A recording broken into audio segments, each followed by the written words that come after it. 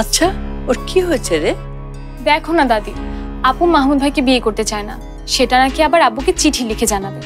আমি বললাম এসব না করে আব্বুকে বল তুই রুমি ভাইকে পছন্দ করিস, তাহলে আব্বু মাহমুদ ভাইয়ের সাথে ওর বিয়েটা ভেঙে দেবে।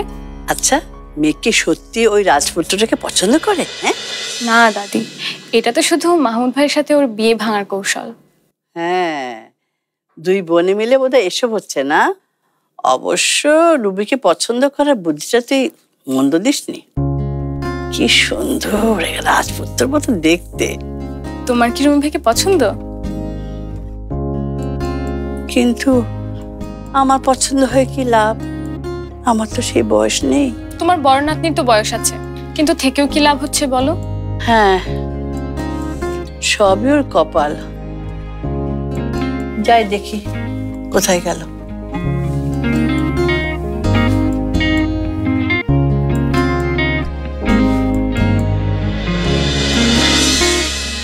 আপু একটা গাধা, সহজ কাজ সহজে করবে না, খালি পেঁচাবে। আচ্ছা, রুমি ভাইয়ের নাম শুনলে আপু এমন ক্ষেপে যায় কেন? ঘটনাটা কি? শশীও সেদিন ফোনে কি কি সব বলল, তাহলে কি দুজনের মধ্যে এমন কিছু হয়েছে যেটা আমি জানি না?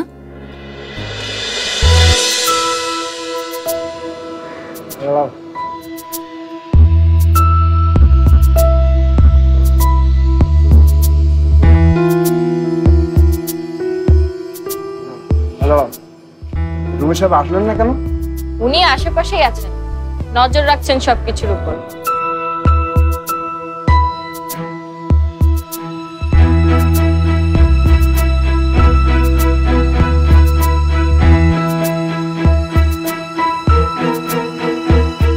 যাও।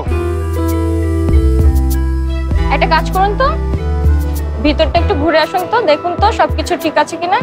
কিন্তু এন্ট্রি আমি দেখছি। দেখছি।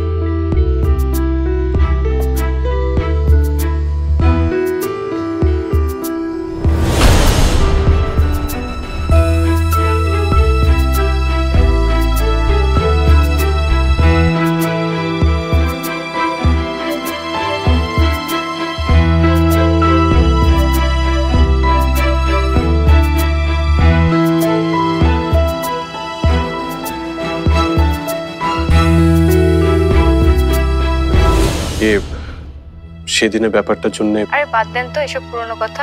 শুনুন, আপনি থাকছেন না এটা কাউকে বলার দরকার নেই। আমি বলবো আপনি আশেপাশেই আছেন, তাহলে কেউ কোনো ঝামেলা করার সাহস পাবে না। তা ঠিক। আচ্ছা শুনুন, আমার কিন্তু একটা ট্রিট পাওনা রইল। অবশ্যই, আপনি যেদিন চাইবেন সেদিন।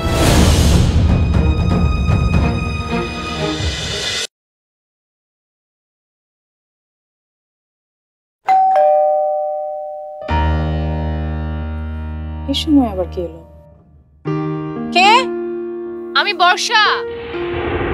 মেঘাপু ভাইয়াকে কতটা নিঃশেষ করে দিয়েছে সেটাই দেখতেই তোকে পাঠিয়েছে তো। আয় দেখাচ্ছি। স্যার আসবো স্যার। স্যার একটা কথা বলতে চাচ্ছিলাম স্যার। বলেন। না মানে রুমিকে তো আপনি কোনো প্রকার ইন্টারভিউ ছাড়াই রিক্রুট করেছিলেন, তাই আপনাকে অভিনন্দন জানাতে চাচ্ছিলাম স্যার। ও খুব কাজের ছেলে স্যার, এই অল্প কয়েকদিনে অফিসের চেহারা একদম পাল্টে দিয়েছে। হ্যাঁ, রুমি যে ধরনের মেধার পরিচয় পাচ্ছি তাতে মনে হচ্ছে জীবনে অনেক উন্নতি করবে। জি স্যার। তবে ওর অভিজ্ঞতাটা একটু কম। স্যার এটা নিয়ে আপনি একদম ভাববেন না, অভিজ্ঞতা কম তাতে কি হয়েছে, আমরা আছি না। স্যার এই ফাইলটা স্যার রেখে যান, আমি দেখে পাঠিয়ে দেব। ঠিক আছে স্যার, থ্যাংক ইউ স্যার। আসসালামু আলাইকুম স্যার।